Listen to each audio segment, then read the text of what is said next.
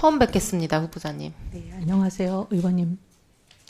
제가 예결위 간사를 맡고 있어서요. 네, 누가 장관으로 오시든 이제 함께 일해야 되는 입장이라서 원래 예산과 재정에 대한 질의를 준비해 왔었는데 오전에 답변하시는 것을 들으면서 몇 가지 의구심이 생겨서 제가 확인을 좀 하고자 합니다. 명쾌하게 좀 설명을 해주시면 좋겠습니다.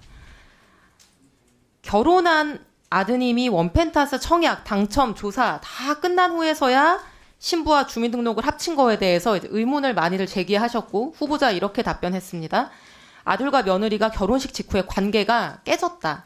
관계가 최악으로 치달아서 혼례를 유지하기 어렵다고 생각했다. 맞습니까? 네, 장남 내외부는 2023년 12월 16일에 결혼을 했고 그 이후 주민등록상 주소지가 전혀 겹치지 않다가 1년 5개월쯤 후인 2025년 4월 30일에 이제 용산 신혼집에 주소를 합치게 됩니다.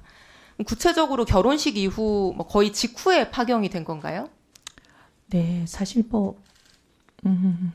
이런 말씀까지 그냥 간단하게 네, 말씀 주셔도 됩니다. 실은 그 시기에 발병을 했습니다. 발병을 해서 지금까지 치료를 받고 있습니다. 그런 사정이 좀 있었습니다. 아까는 관계가 파경이 됐다고 하지 않으셨던가요? 네, 관계가 파경이 되면서 이 모든 게 이제 정신적인 압박과 스트레스 등등으로 굉장히 최악의 상황으로 치달아서 발병도 하고 지금까지 치료를 받고 있습니다. 오전 답변하고는 또 전혀 다른 말씀인데요. 아닙니다, 의원님. 같은 얘기입니다. 그러면 어쨌든 그게 이제 관계가 깨지면서 생겨나는 여러 가지 심리적인 정서적인 문제로 발병입니다. 그러면은 관계가 깨지면서 스트레스와 이제 이런 걸로 좀 병을 얻으셨고 그래서 지금까지 좀 어려운 상황에 계시다는 말씀이신데 네.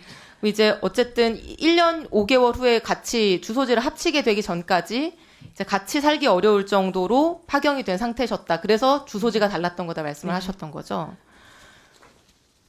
그러면 그 말씀을 전제로 해서요.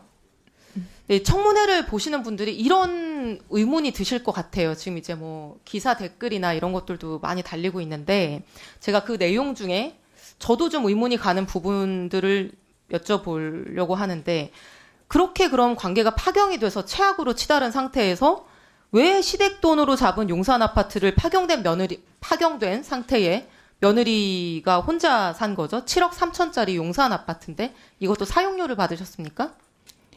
사용료를 받은 건 아니고요. 돈을 이제 빌려줘서 각자 서로 분담을 해서 구한 아파트고 대출금의 일부는 갚고 아직 일부는 못 갚은 채로 남아있는 상황입니다.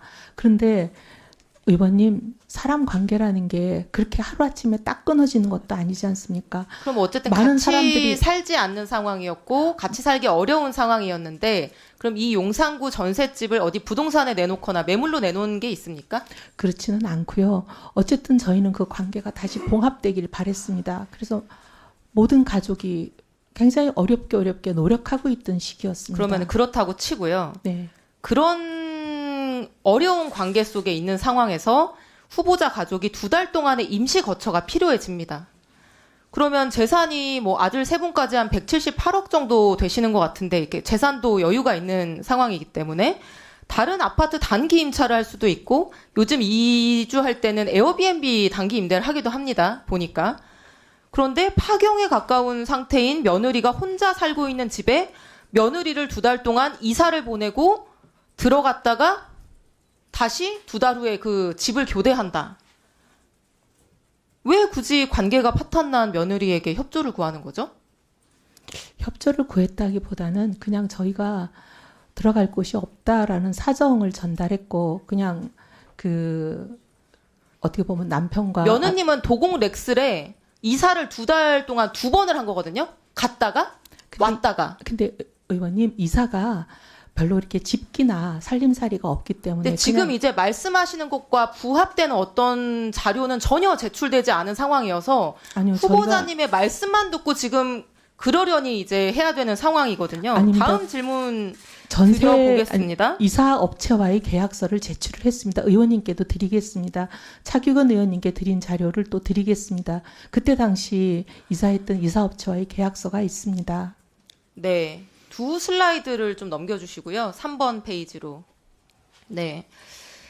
왜 관계가 파경이 됐던 신혼부부가 1년 5개월이 지나서야 다시 같이 살게 됐느냐. 그리고 왜 하필 그날이 국토부의 원펜타스 부정청약 조사가 끝나고 그 결과가 발표된 그 바로 다음 날이냐. 지금 여기에 대해서 전혀 몰랐다고 말씀하셨잖아요. 왜냐하면 저희는 뭐 그렇게 답변을 아까 하셨는데 이걸 한번 보세요. 이게 2024년 8월입니다.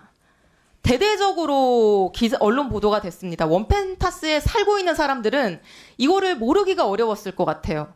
왜냐하면 실제로 아파트 안에서 조사받는 세대들도 많이 있었을 거기 때문에 뭐 요새 아파트의 내부 단톡방이니 카페니 이런 곳에서 떠들썩했을 수밖에 없을 것 같거든요. 저희는 그런데 후보자 가족이 5분이나 되는데 이걸 아무도 몰랐다? 이렇게 대대적으로 보도가 되는데 아니요, 의원님 그 얘기가 아니고요. 부정청약에 대한 조사가 있다는 자, 거는 그러면 대충 다음 들었죠. 질문도 그런데 그 드려볼게요. 조사 네. 수사 의뢰가 후보자님 언제 조금 이따 제가 시간 드리겠습니다. 주시겠어요? 네, 감사합니다. 전세 계약 평생 많이 체결하셨죠? 평생 무주택자셔서. 네. 전세 계약 체결할 때 전세금 담보하기 위해서 보통 전입 신고하고 확정일자를 받거나 전세권 등기하는 방법이 있습니다. 법적으로 효력은 동일합니다. 전입 신고는 온라인으로도 가능하고 너무 간편한 방법이죠. 대신에 전세권 등기를 하려고 하면은 막 온갖 서류를 떼고 법무사 비용도 들어갑니다. 그런데 후보자 장남께서 거주했던 세종시 주택 슬라이드 보여주시겠어요? 용산 아파트에도 전세권 설정, 세종 아파트에도 전세권이 설정돼 있거든요.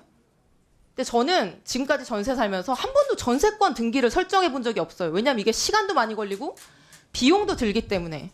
그럼 상식적으로 이거를 봤을 때 전입신고를 부모님의 청약 신청 때문에 장남이 살고 있는 곳에 전입신고를 할 수가 없기 때문에 비용과 시간을 들여서 전세권 등기를 했다라고 보는 게 합리적일 것 같은데 이 부분에 대한 답변 해주실 수 있습니까? 네, 두 가지를 묶어서 말씀드리겠습니다. 첫째, 원펜타스에 대해서 청약에 시끄럽다는 거는 대충은 알고 있었습니다. 하지만 저희 가족은 어디에 살든 한 번도 그 아파트 단지 내에 뭐 단톡방이나 이런 게 들어가 본 적이 없고요.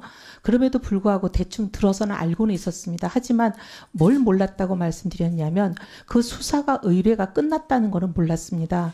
지금 말씀하신 거는 장남이 반포집에서 용산집으로 세대 분리를 해서 나간 시점이 왜 하필이면 조사가 끝난 날이냐 그 말씀이시잖아요.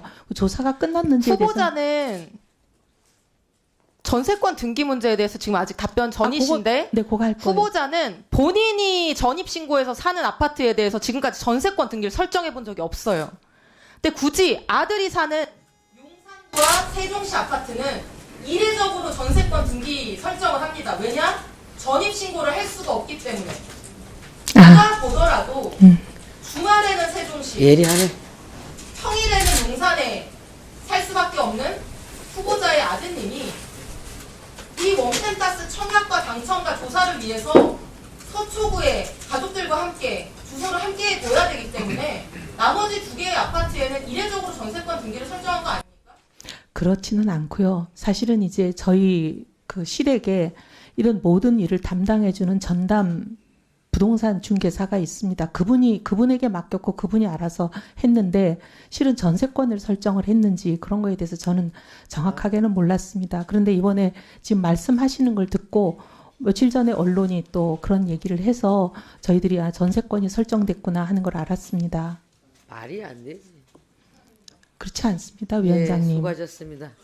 기획예산처 장관님 되실 분입니다. 모르쇠로 답변하서는 안 돼요. 전세권 설정에 대해서도 모른다?